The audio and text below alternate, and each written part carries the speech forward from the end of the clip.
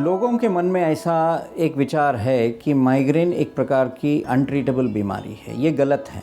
Migraine का उपचार ज़रूर हो सकता है, लेकिन पहले उपचार के लिए माइग्रेन की समझ बराबर होना मांगता है। You have to have the right understanding of what is migraine actually and how to go about treating it. Number one is, बहुत से लोगों माइग्रेन पेशेंट मरीज़ों के मन में एक गलत फहमी रहती है कि उनका सर दर्द या तो चश्मे के वजह से है, या तो साइनस की प्रॉब्लम है, या तो उनका मानसिक तनाव के वजह से है।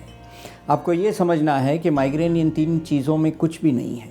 माइग्रेन एक प्रकार की अनअवॉइडेबल पीढ़ी से आने वाली सर दर्द की स्वाभाविकता है, और जब तक अपने को पीढ़ी चुनने की ताकत अपने हाथ में नहीं आती है, माइग्रेन की स्वाभाविकता को हम रोक नहीं सकते। हम खाली माइग्रेन को बढ़ाने वाले ट्रिगर फैक्टर्स को कंट्रोल कर सकते हैं। इसलिए नंबर वन, आपको ये एक प्रकार की क्योरेबल बीमारी नहीं है, लेकिन वेरी वेल कंट्रोलेबल बीमारी है।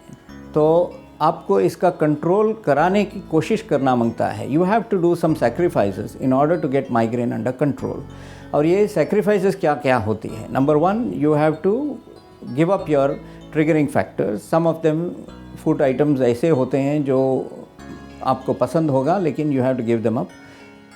दूसरा, ये दवाइयों से भी कंट्रोल में लाया जा सकता है। जिन सिचुएशंस में trigger factors are impossible to control, हम दवाइयों यूज़ करके माइग्रेन की फ्रीक्वेंसी और सिविरिटी को कम कराते हैं। और दवाइयों भी दो प्रकार के होते हैं। एक बैकग्राउंड में रेगुलर चलना दवा होता है, और दूसरा अटैक के टाइम में लेने के लिए दवा अलग होती है। और ये दवाइयों के ज़रिए आप देखेंगे कि फ्रीक्वेंसी और सिविरिटी उस कम लेवल को ला सकते हैं, जहाँ फिर आप बाद में सिर्फ जब दर्द होता है महीने में एक बार दो बार, उस टाइम में खाली दवा लेंगे। रोज़ दवा लेने की परमानेंट ज़रूरत नहीं होती है। लेकिन शुरुआत में अगर आपकी फ्रीक्वेंसी और सिविरिटी ज़्यादा है, तो फिर आपको बैकग्राउंड में दवा चालू रखना बहुत ज़रूरी है।